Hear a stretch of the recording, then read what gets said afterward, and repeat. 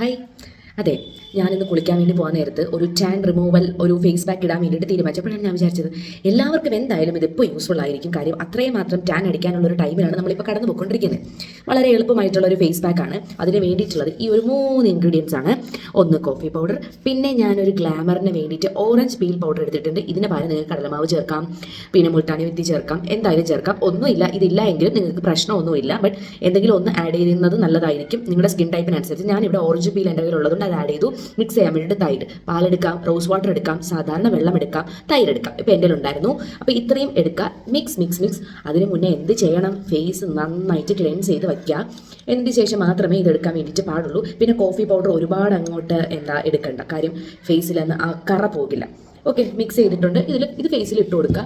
നമ്മൾ തൈര് അല്ലെങ്കിൽ പാലൊക്കെ ഫ്രിഡ്ജിൽ വെച്ചിട്ടാണ് എടുക്കുന്നെങ്കിലുണ്ടല്ലോ നല്ലൊരു തണുപ്പ് കിട്ടും, നല്ലൊരു മണമാണ്.